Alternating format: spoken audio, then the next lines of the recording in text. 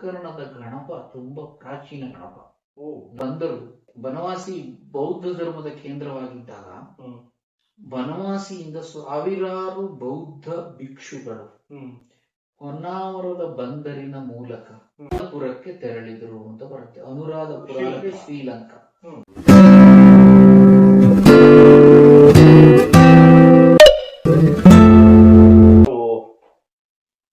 ಕದಂಬರ ಇತಿಹಾಸದ ಬಗ್ಗೆ ಬಹಳಷ್ಟು ಮಾಹಿತಿಗಳ ಒಂಥರ ಅಮೃತದ ಮಳೆ ಅಂತ ಹೇಳ್ತಾರೆ. ಆ ಥರ ಸೂಚಿಸಿ ಇತಿಹಾಸದ ಬಹಳಷ್ಟು ಘಟನೆಗಳನ್ನ ಕದಂಬರ ಬಗ್ಗೆ ಹೇಳ್ತಾ ಬಂದ್ರಿ.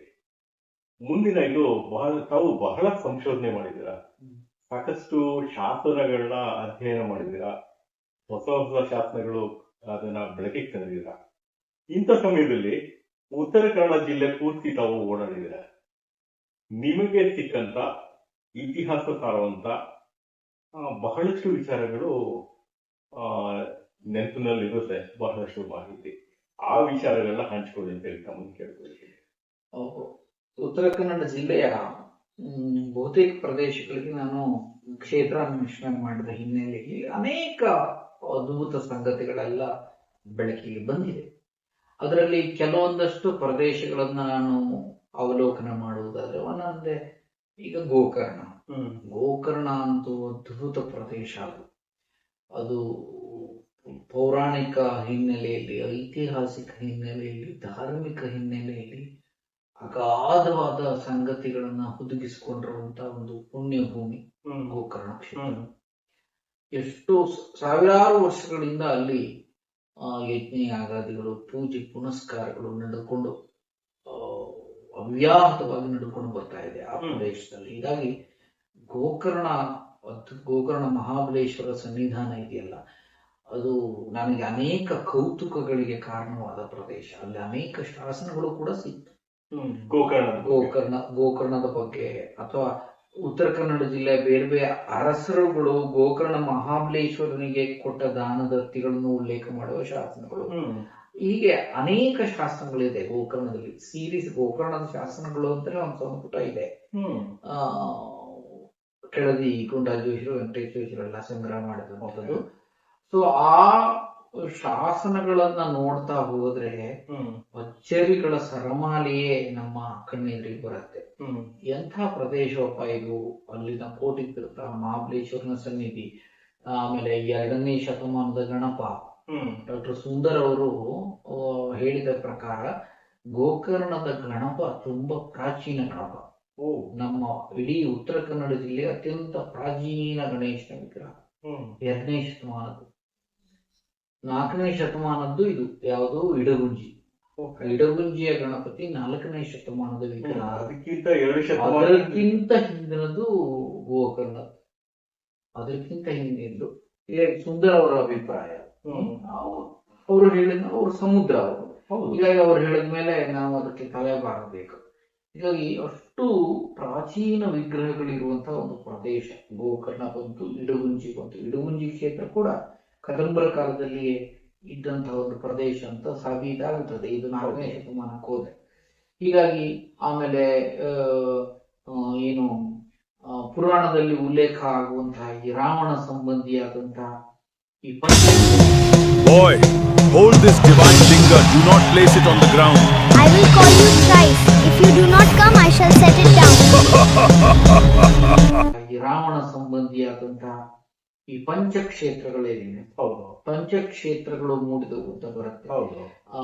ಧಾರೇಶ್ವರ, ಗುಣವಂತೇಶ್ವರ, ಆಮೇಲೆ ಇದು ಏನು ಗೋಕರ್ಣ, ಹೀಗೆ ಬೇರೆ ಬೇರೆ ಪ್ರದೇಶಗಳು ಏನು ಮೂಡಿದವಲ್ಲ, ಆ ಆತ್ಮಲಿಂಗ ಎಲ್ಲೆಲ್ಲಿ ಹೋಗಿ ಹೀಗಾಗಿ ಆ ಎಲ್ಲ ಪ್ರದೇಶಗಳು ನಮಗೆ ಒಂದು ರೋಮಾಂಚಕ ಅನುಭವವನ್ನು ಕೊಡುವ ಪ್ರದೇಶಗಳೇ ಬೆಟ್ಟದ ಕೆಳಗಿನ. ಈ ಕುಮಟ ಅಂತ ತಗೊಂಡ್ರೆ ಅದಕ್ಕೂ ಕೂಡ ಒಂದು ಪ್ರಾಚೀನ ಹಿನ್ನೆಲೆ ಇದೆ. ಕುಮಟ ಕೂಡ ಹೊನ್ನಾವರಕ್ಕಿದೆ. ಕುಮಟ, ಹೊನ್ನಾವರ, ಕಾರವಾರದಂತೂ ತುಂಬಾ ಪ್ರಾಚೀನ ಇದೆ. ಕಾರವಾರ ಅಂದ ತಕ್ಷಣ ನಮಗೆ ಬ್ರಿಟಿಷರ್ ನೆನಪಾಗ್ತಾರೆ. ಇನ್ನು ಅದಕ್ಕಿಂತ ಹಿಂದೆ ತುಂಬಾ ಅರಸು ಮನೆತನಗಳಿಗೆ 2ನೇ ಶತಮಾನ. ಈಗ ಹೊನ್ನಾವರದ ಬಂದರು ಬನವಾಸಿ ಬೌದ್ಧ ಧರ್ಮದ ಕೇಂದ್ರವಾಗಿದ್ದಾಗ ಬನವಾಸಿಯಿಂದ ಸಾವಿರಾರು ಬೌದ್ಧ ಭಿಕ್ಷುಗಳು ಹೊನ್ನಾವರದ ಬಂದರಿನ ಮೂಲಕ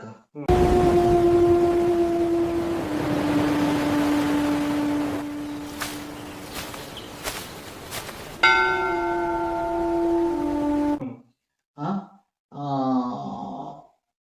ಅನುರಾಧಪುರಕ್ಕೆ ತೆರಳಿದರು ಅಂತ ಬರುತ್ತೆ. ಅನುರಾಧಪುರ ಅಂದ್ರೆ ಶ್ರೀಲಂಕಾ.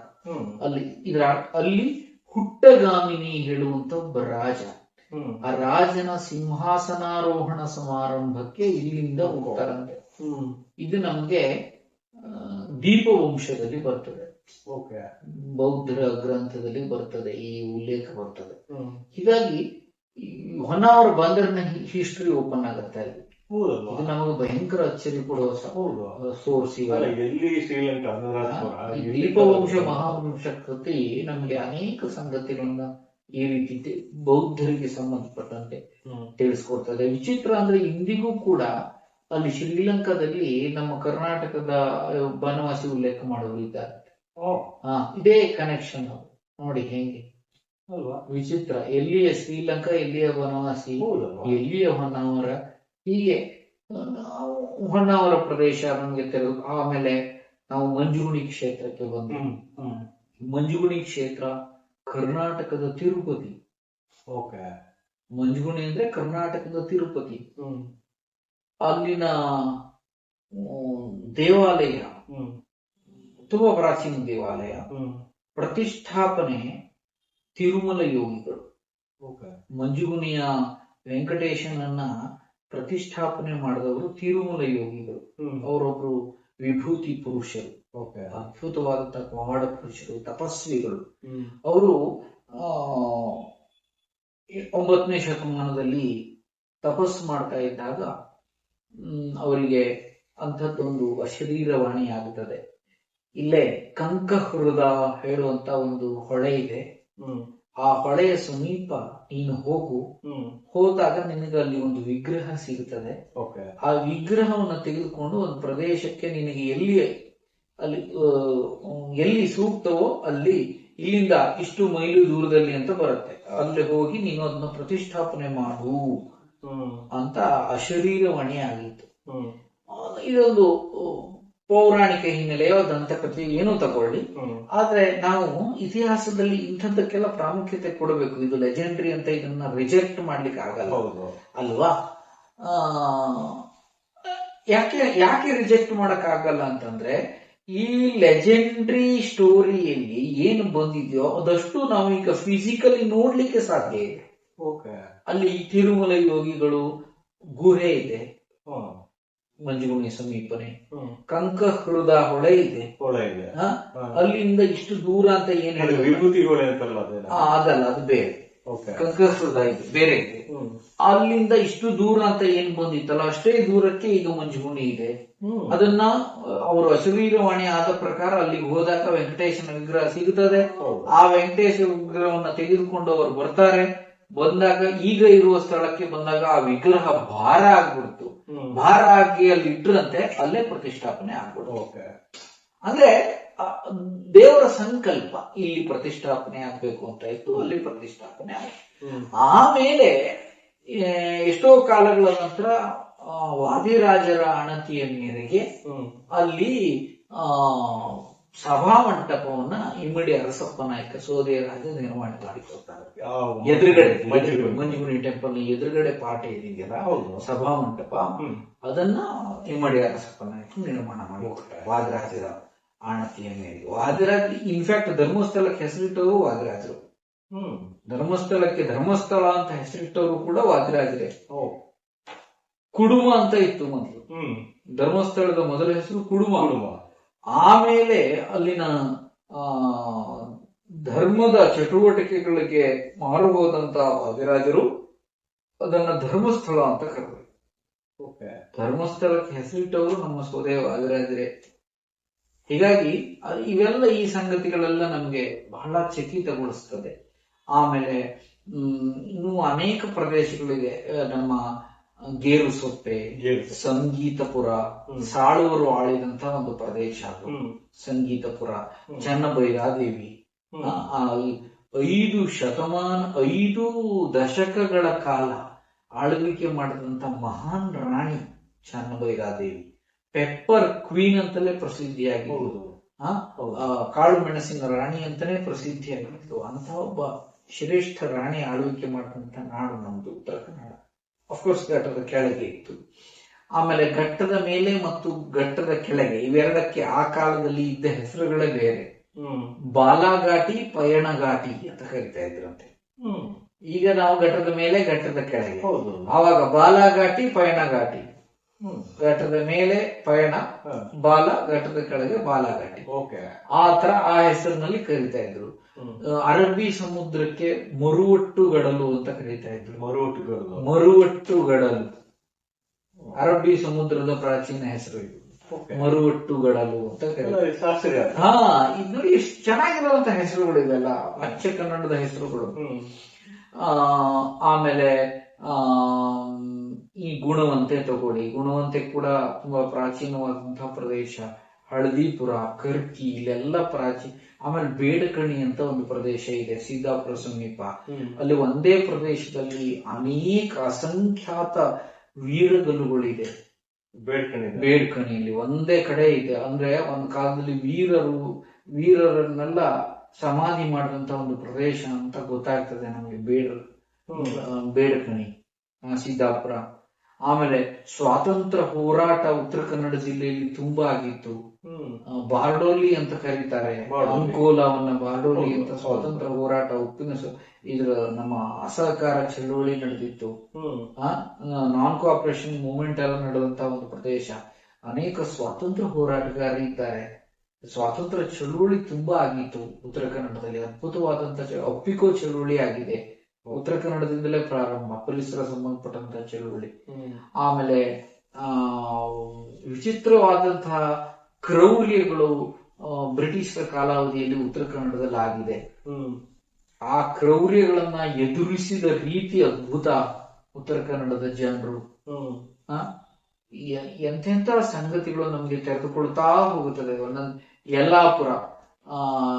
ಯಲ್ಲಾಪುರದ ಇತಿಹಾಸವನ್ನ, ಒಂದು ಕಿರುವತ್ತಿ, ಯಲ್ಲಾಪುರದ ಸಮೀಪ ಒಂದು ಕಿರುವತ್ತಿ ಅಂತ ಒಂದು ಗ್ರಾಮ.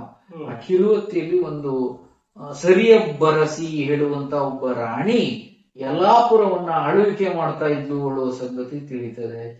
ಅದು ತುಂಬಾ ಹಳೆ ಇದೆ. ಹೀಗಾಗಿ ಇವೆಲ್ಲ ಎಷ್ಟು ವಿಚಿತ್ರ ಅಂದ್ರೆ ಬಹಳ ಅದ್ಭುತ. ಒಂದೊಂದು ಪ್ರದೇಶಕ್ಕೆ ಒಂದೊಂದು ಇತಿಹಾಸ ಇದೆ. ಒಂದೊಂದು ಪ್ರದೇಶಕ್ಕೆ ಒಂದೊಂದು ಇತಿಹಾಸ ಇದೆ. ನಮ್ಮ ಉತ್ತರ ಕನ್ನಡ ಜಿಲ್ಲೆಯ ಪ್ರತಿ ತಾಲೂಕು ನಂಗೆ ತಕ್ಷಣ ನೆನಪಾಗ್ತಾ ಇಲ್ಲ. ಅನೇಕ ನಾನು ಲೋಕಧ್ವನಿ ಪತ್ರಿಕೆಯಲ್ಲಿ ಒಂದು 10 ವರ್ಷದ ಹಿಂದೆ ಅಂಕಣ ಬರೀತಾ ಇದ್ದೆ, ನಮ್ಮ ನೆಲದ ಕಥೆ ಅಂತ ಅಂಕಣ. ಅದರಲ್ಲಿ ಪ್ರತಿ ವಾರ ಒಂದೊಂದು ಪ್ಲೇಸ್ ನ ಇತಿಹಾಸವನ್ನು ಬರೀತಾ ಇದ್ದೆ. ಅದು ಬುಕ್ ಆಯ್ತು. ಆಮೇಲೆ 150 ಲೇಖನಗಳ ಒಂದು ಬುಕ್ ಆಗಿದೆ, ನಮ್ಮ ನೆಲದ ಕಥೆ ಅಂತ. ಈಗ ಅದು ಉತ್ತರ ಕನ್ನಡ ಜಿಲ್ಲೆಯ ಇತಿಹಾಸದ, ಉತ್ತರ ಕನ್ನಡ ಜಿಲ್ಲೆಯ ಗತಕಾಲದ ಗತಿಬಿಂಬಗಳು ಎಂಬ ಹೆಸರಿನಲ್ಲಿ ಪರಿಷ್ಕೃತವಾಗಿ ಕದಂಬ ಪ್ರಕಾಶನದಿಂದ ಮತ್ತೆ ಬರ್ತಾ ಇದೆ ಈ ಕೃತಿ. ಅದು ಈಗ ಶಿರಸಿಯಲ್ಲಿ ಮಾರಾಟಕ್ಕೆ ಸಿಗುತ್ತದೆ, ಯಾರು ಬೇಕಾದ್ರೂ ತಗೊಂಡು ಓದಬಹುದು. ಅದು ಇಡೀ ನಮ್ಮ ಉತ್ತರ ಕನ್ನಡ ಜಿಲ್ಲೆಯ ಇತಿಹಾಸದ ಕೌತುಕಗಳನ್ನ ಹೊತ್ತಿರುವ ಕೃತಿ. ಅದು 150 ಲೇಖನಗಳ ಒಂದು ಗುಚ್ಛ. ಅದರಲ್ಲಿ ಅನೇಕ ಕೌತುಕಗಳು ಸಿಗುತ್ತದೆ. ಅದರಲ್ಲಿ ಎಲ್ಲ ನಾನು ಹಿಡಿದಿಟ್ಟಿದ್ದೇನೆ. ನಮಗೆ ಅನೇಕ ಈಗ ನಾನು ಹೇಳಿದ ಒಂದಷ್ಟು ಉದಾಹರಣೆಗಳನ್ನ ಹೇಳಿದ್ನಲ್ಲ, ಇದೆಲ್ಲ ಕೇವಲ ಒಂದಷ್ಟು ನಿದರ್ಶನಗಳು ಮಾತ್ರ. ಇನ್ನೂ ಅನೇಕ ಅಸಂಖ್ಯಾತ ಸಂಗತಿಗಳು ಆ ಕೃತಿಯಲ್ಲಿ ನಿಮಗೆ ಸಿಗುತ್ತದೆ, ನೋಡ್ಲಿಕ್ಕೆ ಸಿಗುತ್ತೆ. ಈಗ ಕುಮಟ ಅಂತ ಹೇಳ್ತೀವಿ. ಕುಮಟ ಅದು ಬಂದ್ರ ಕೇಂದ್ರ. ಏನು ವಿಶೇಷ ಅಲ್ಲಿ? ಏನು ಕೈಟಭೇಶ್ವರ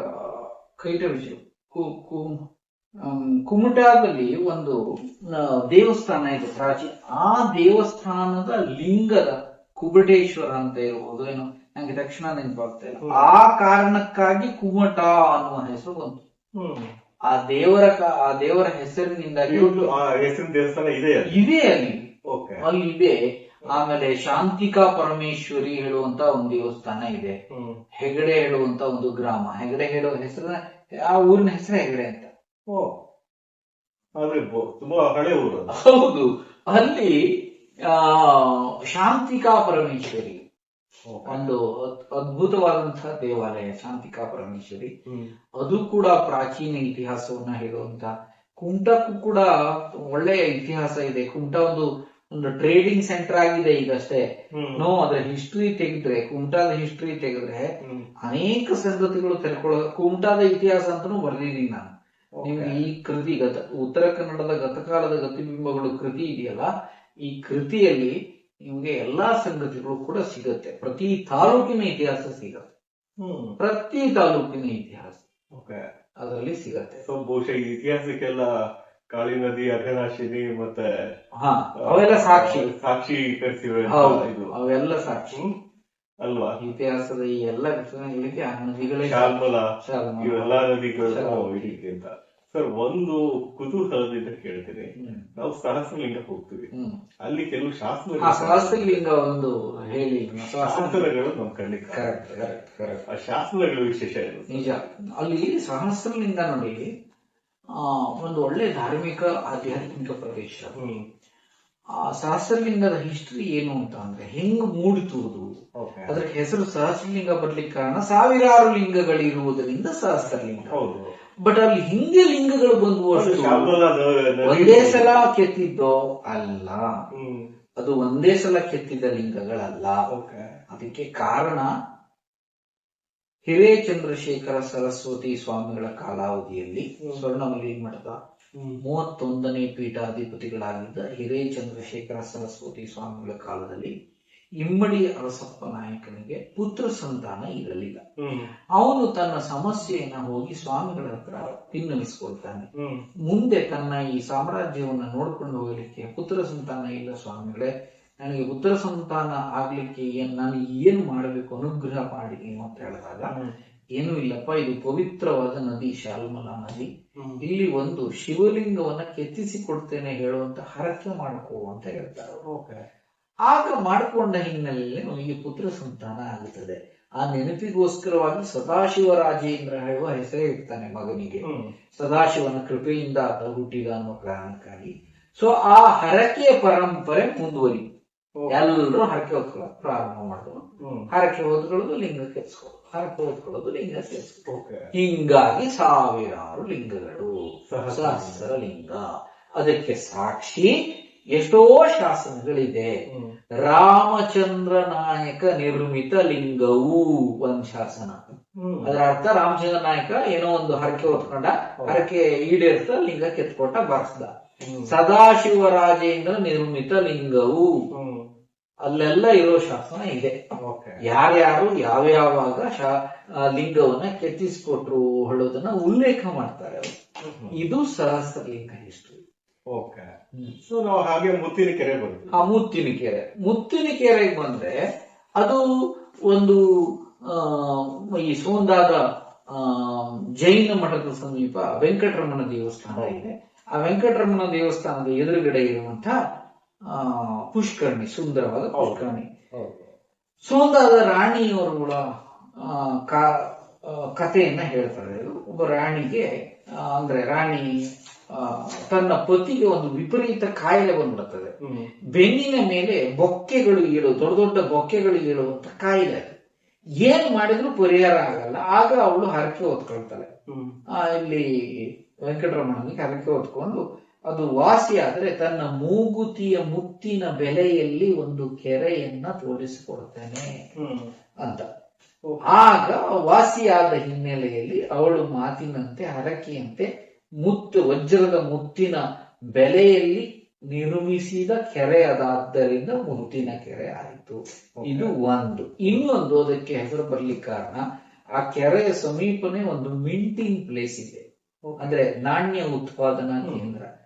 ಅಲ್ಲಿ ಅನಪೇಕ್ಷಿತ ಬಂಗಾರದ ತುಂಡುಗಳೆಲ್ಲ ಆ ಕೆರೆಗೆ ಬಂದು ಬೀಳ್ತಿದ್ವು, ಮುತ್ತುಗಳು ಬಂದು ಬೀಳ್ತಿದ್ವು. ಅದು ಜನರಿಗೆ ಸಿಗ್ತಾ ಇತ್ತು. ಅವರು ಮುತ್ತಿನ ಕೆರೆ ಅಂತಾನೆ ಕಾದ್ರು. ಎರಡು ವಿಮರ್ಶೆಗಳಿದೆ, ಒಂದು ಕೆರೆಯ ಬಗ್ಗೆ ಎರಡು ಸಂಗತಿಗಳು. ಇದನ್ನ ಸ್ವೀಕರಿಸುವುದು ಅವರವರಿಗೆ ಬಿಟ್ಟು ಅದು ವಿವೇಚನೆ. ಅವರ ವಿವೇಚನೆಗೆ ಬಿಟ್ಟು. ಸೊ ನಾವು ಹಾಗೆ ಮುಂದಕ್ಕೆ ಬರ್ತಾ ಇದ್ರೆ ಒಂದು ಕೋಟೆ ಸಿಗುತ್ತೆ ನಮ್ಗೆ. ಸೋಂದಕೋಟೆ. ಸೋಂದಕೋಟೆ. ಸೋಂದಕೋಟೆ ಅಲ್ಲಿ ಸೋಂದದಲ್ಲಿ 2 ಕೋಟೆ ಇದೆ. ಒಂದು ಅರಸಪ್ಪ ನಾಯಕ ನಿರ್ಮಿತ ಕೋಟೆ, ಇನ್ನೊಂದು ಸದಾಶಿವರಾಯ ನಿರ್ಮಿತ ಕೋಟೆ. ಅಲ್ಲಿ ನಮ್ಗೆ ಈ ಪ್ರಸಿದ್ಧ ಕೋಟೆ ಶಾಲ್ಮಲಾ ನದಿಯ ದಂಡೆ ಮೇಲೆ ಸ್ವರ್ಣವಲ್ಲಿ ಇರುವುದು ಸದಾಶಿವರಾಯನ ಕೋಟೆ.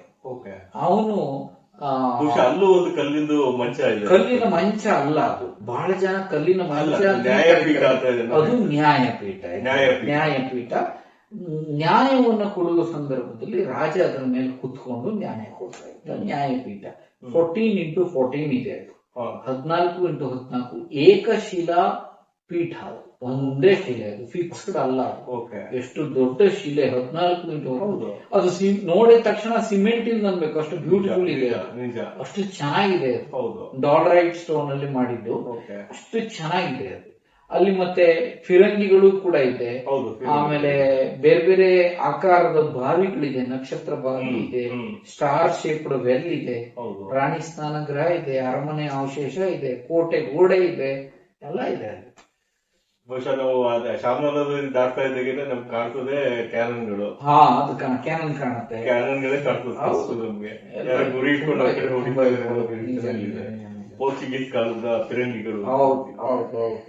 ಇನ್ನೇನಾದ್ರೂ ನೆನಪಿದ್ರೆ ತಾವು ಹೇಳ್ತಾರೆ. ಅಲ್ಲ, ಒಟ್ಟಾರೆಯಾಗಿ ಹೇಳಿಕ್ ಹೋದ್ರೆ ತುಂಬಾ ಇದೆ.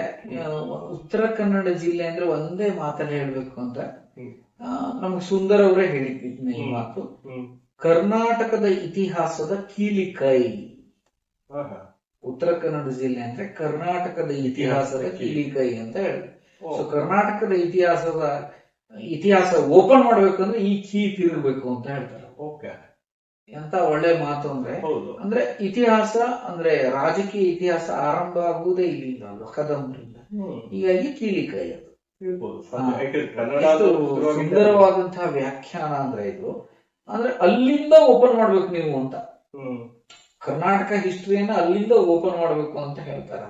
ಅದು ಅಕ್ಷರಶಃ ಸತ್ಯ. ಉತ್ತರ ಕನ್ನಡ ಜಿಲ್ಲೆಯ ಪ್ರತಿಯೊಂದು ಹಳ್ಳಿಗೂ ಅದರದೇ ಆದ ಹಿಸ್ಟ್ರಿ ಇದೆ. ಪ್ರತಿಯೊಂದು ಹಳ್ಳಿ ನೀವು ಎಲ್ಲಿಗೆ ಹೋಗಿ ಅಲ್ಲೊಂದು ಶಾಸನನೋ, ವೀರಗಲ್ಲೋ, ಶಿಲ್ಪನೋ, ದೇವಾಲಯ ಏನೋ ಒಂದು ಕಾಣುತ್ತೆ. ಈಗ ನಾವಿಷ್ಟೆಲ್ಲ ಮಾತಾಡಿದ್ವಿ, ಕೆಲವೊಂದ್ಸರಿ ಕೆಲವೊಂದು ಪ್ರಶ್ನೆಗಳು ಮೂಡ್ತಾ ಹೋಗುತ್ತೆ.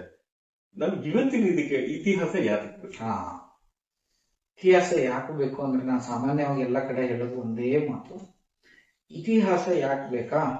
ಈಗ ನೀವು ಕಾರ್ ಡ್ರೈವ್ ಮಾಡ್ತೀವಿ, ಕಾರ್ ಹತ್ತೀವಿ.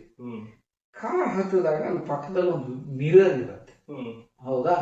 ಆ ಮಿರರ್ ಯಾಕೆ ಬೇಕು ನಮ್ಗೆ? ಮುಂದೆ ಹೋಗುತ್ತಾನೆ ನಾವು, ಹಿಂದಿಂದ ಯಾಕೆ ಬೇಕು ನಮ್ಗೆ ಅಲ್ವಾ? ಹಿಂದಿಂದ ಯಾಕೆ ಬೇಕು ಅಂದ್ರೆ ಹಿಂದೆ ಏನೇನಾಗತ್ತೆ ಅಂತ ನೋಡ್ತಾ ಮುಂದೆ ಹೋದ್ರೆ ಮಾತ್ರ ಈಸಿಯಾಗಿ ಹೋಗ್ಲಿಕ್ಕೆ ಸಾಧ್ಯ. ಹಾಗೆ ನಮ್ಮ ಲೈಫ್ ನ ವಾಹನ ಯಾವುದು, ಮಿರರ್ ಯಾವುದು ಅಂದ್ರೆ ಹಿಸ್ಟ್ರಿ. ಅದಕ್ಕೋಸ್ಕರ ಹಿಸ್ಟ್ರಿ ಬೇಕು ನಮ್ಗೆ.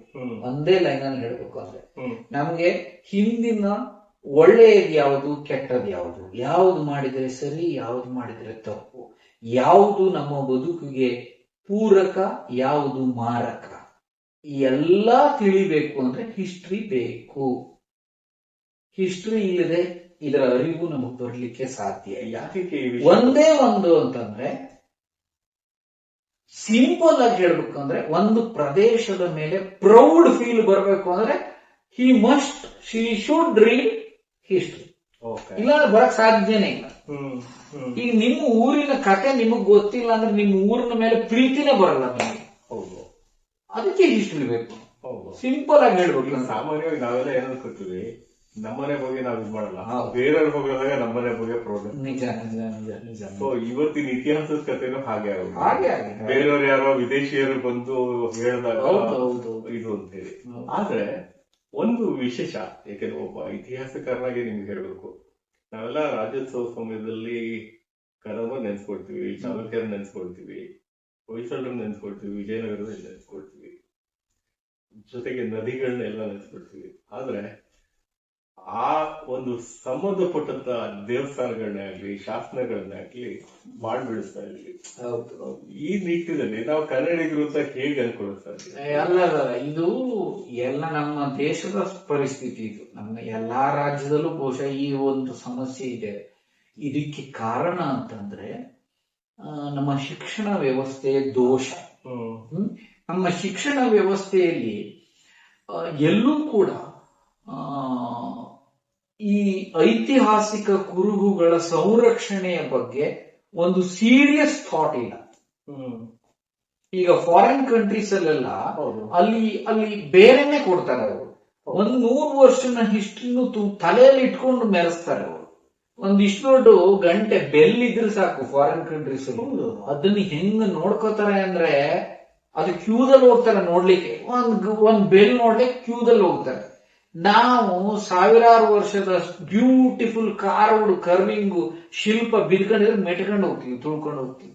This is the difference. ಯಾಕೆ ಹೀಗೆ ಅಂತ ಕೇಳಿದ್ರೆ ನಮ್ಗೆ ಅದರ ಪ್ರಾಮುಖ್ಯತೆ ಬಗ್ಗೆ ಅರಿವೇ ಇಲ್ಲ. ನಮ್ಗೆ ಆ ಅರಿವನ್ನು ಕೊಡುವಲ್ಲಿ ಸೋಲ್ತಾ ಇದ್ದೇವೆ ನಾವು. ಇದು ಕಾರಣ. ನಮ್ಮ ಯಾವ ಸಿಲೆಬಸ್ ಅಲ್ಲೂ ಕೂಡ ಹಿಸ್ಟ್ರಿ ಬಗ್ಗೆ ಒಂದು ಅಕ್ಯುರಸಿ ಇಲ್ಲ. ಬರೀ ರಾಜಕೀಯ ಹಿಸ್ಟ್ರಿಯನ್ನ ಹೈಲೈಟ್ ಮಾಡ್ತಾರೆ. ಆ ಇತಿಹಾಸದ ಸಿಲೆಬಸ್ ನೋಡಿದ್ರೆ only they exaggerated political history. ಪ್ರಯೋಜನ ಇಲ್ಲ ನಮಗೆ. ಆ ಪೊಲಿಟಿಕಲ್ ಹಿಸ್ಟ್ರಿ ತಗೊಂಡು ಏನ್ ಮಾಡುದು, ಯಾರ ಜೊತೆ ಯುದ್ಧ ಮಾಡುದು, ಅದು ಬೇಡ ನಮ್ಗೆ. ಏನಿತ್ತು ಟೆಂಪಲ್ ಆರ್ಕಿಟೆಕ್ಚರ್, ಈ ವಿಜ್ಞಾನ ತಂತ್ರಜ್ಞಾನ ಏನೂ ಇಲ್ಲದೆ ಹೋದಕ್ಕೆ ಈಗ 1000 ವರ್ಷದಿಂದ ಹೆಂಗ್ ನಿರ್ಮಾಣ ಮಾಡಿದ್ರು ಅವರು, ಇದ್ರ ಬಗ್ಗೆ ನಾವು ತಿಳ್ಕೋಬೇಕೆ ಬಿಟ್ರೆ ಯಾರ ಜೊತೆ ಯುದ್ಧ ಮಾಡ್ದ, ಅವನಿಗೆ ಎಷ್ಟು ರಾಣಿಯರಿದ್ರು ಅದಲ್ಲ ನಮ್ಗೆ ಬೇಕಾಗಿರೋದು. ನಮಗ್ ಬೇಕಾಗಿರೋದು technology, history of our ancient technology, history of our ancient science, history of our ancient literature. ಇದೆಲ್ಲ ಬೇಕು ಬಿಟ್ರೆ ನಮ್ಗೆ ಅವ್ರ ರಾಜಕೀಯ ಕಥೆ ತಗೊಂಡು ನಮ್ಗೆ ಏನ್ರಿ ಆಗ್ಬೇಕು? ಪ್ರಯೋಜನ ಇಲ್ಲ. ನಾವು ಇಲ್ಲಿ ಸೋತಿದ್ದೇವೆ. ನಾವು ಸೋಲಿಕ್ಕೆ ಕಾರಣ ಇದು.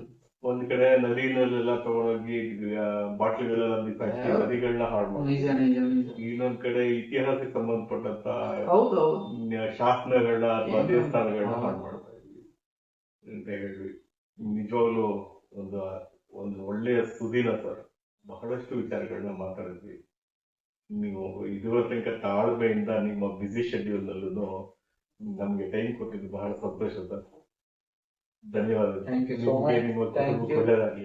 So much. ಇಷ್ಟೊತ್ತು ಈ ಎಲ್ಲಾ ಎಪಿಸೋಡ್ಗಳಲ್ಲಿ ನಾವು ಮಾತುಗಳನ್ನ ಪ್ರೀತಿಯಿಂದ ಕೇಳಿದಂತ ಮತ್ತು ನನ್ನ ಇಷ್ಟೊತ್ತು ಮಾತಾಡಿಸಿದಂತ ನಮ್ಮ ಪ್ರೀತಿಯ ಬಾಲು ಸರ್ ಅವರಿಗೆ ಮತ್ತೆ ಎಲ್ರಿಗೂ ಕೂಡ ಧನ್ಯವಾದಗಳು. Thank you so much.